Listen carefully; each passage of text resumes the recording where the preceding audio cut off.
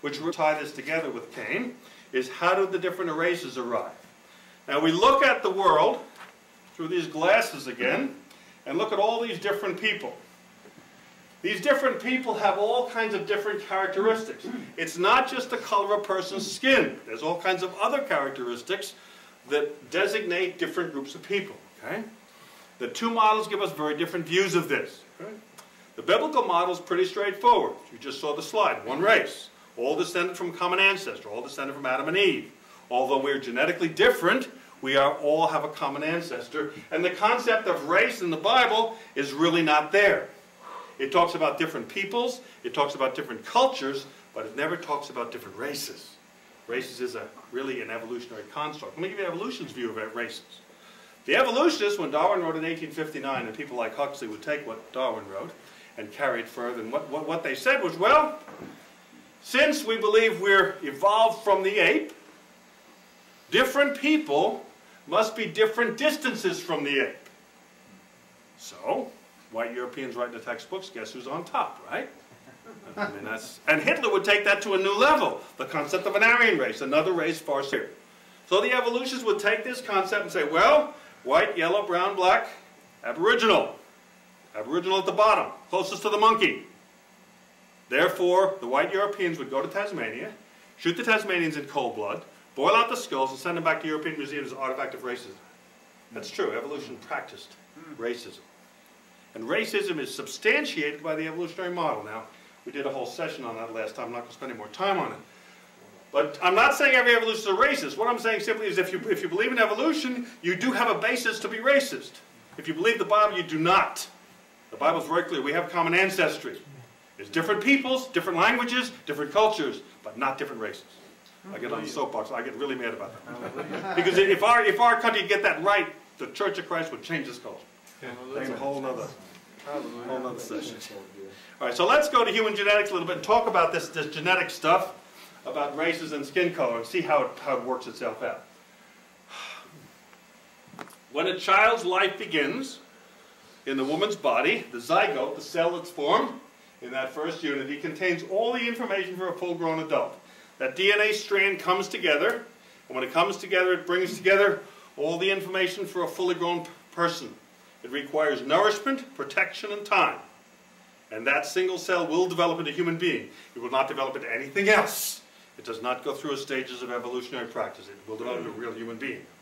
So in man, there's 23 chromosomes, and that DNA molecule contains all that information. There's actually billions. I'm really wrong here. There's billions of atoms you named, arranged in a unique order to describe your body. Okay?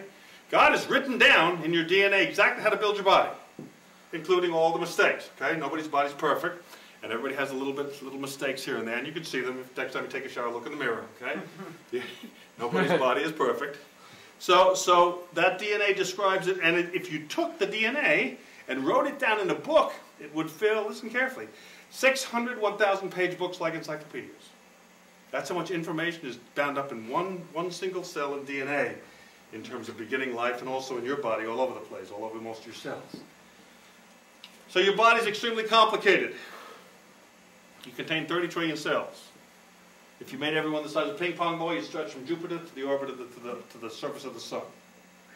In one red blood cell, there's 300 million hemoglobin molecules. That means in one red blood cell right now, there's 300 million things going on. You got a couple billion red blood cells. And the red blood cell is just a small part of your body. You find such a boggle, right? You can't even begin to comprehend how complex the human body is. The human body is made up of billions of non-living parts.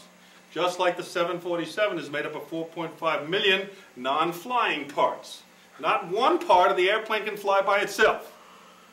Every part has to be assembled with the rest of the plane. So it is with our bodies. Not one of our cells can exist outside the framework of our living organism, our living body. It requires the structure of the whole body. And each cell is incredibly complicated.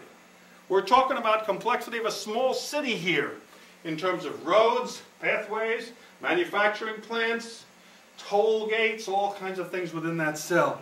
And then in the center, in the nucleus, the ability to reproduce itself, to make another copy of itself. Amazing stuff. Now, for genetics itself, to get down to the nitty-gritty thing about how do we get the different skin colors, let's look at genes for a moment. We'll take two individuals, a male and a female. We'll give them the same genome. That doesn't happen in nature. That's how God began mankind with Adam and Eve. He began them with the most diversity that's possible. And the way you do that is in each gene, every gene comes in a pair. Genes always come two together. Every gene that was paired, they had one this way and one half, or recessive. So that Adam and Eve in every case had AX, BY, CZ, just like that.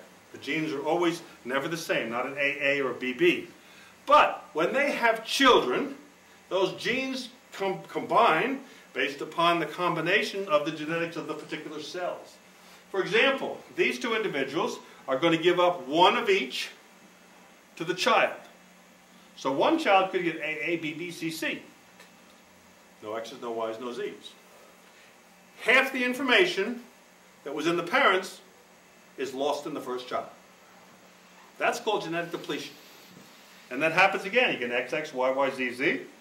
Lost at half of it. You get AA, BY, CC. You lost 1/3. You see, what happens here is as children are produced generation after generation, genetic depletion just naturally takes place.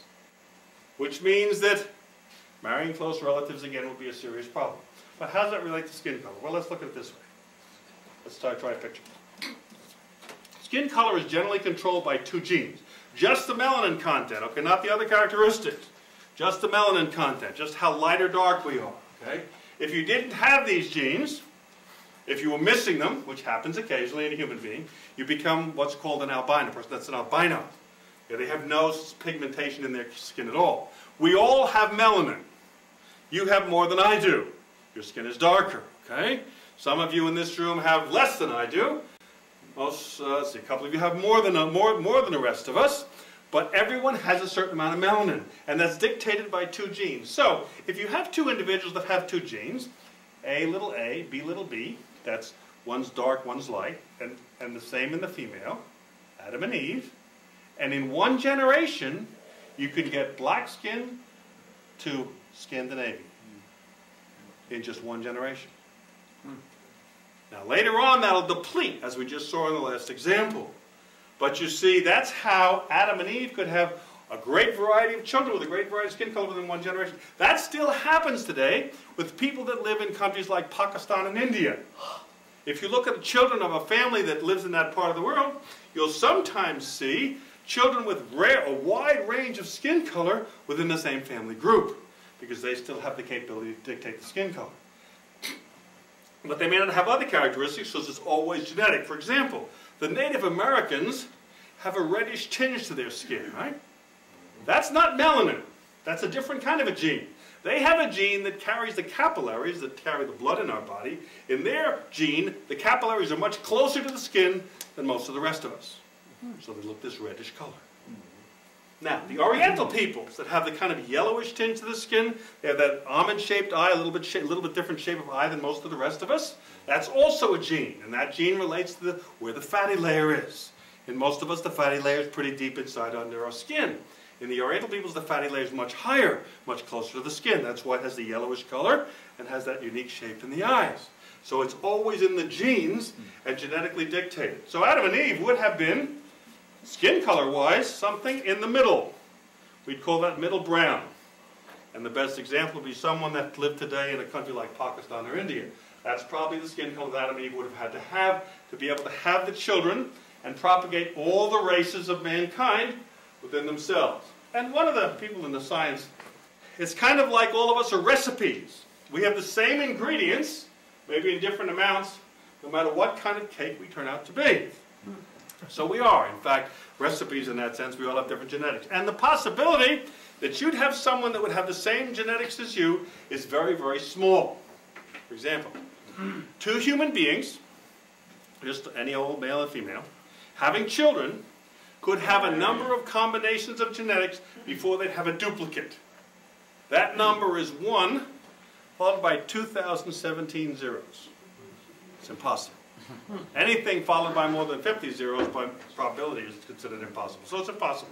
The only time it does happen happens by accident, sometimes in something called identical twins. But that's different. That's not two genes coming together. That's two individuals from the same combination.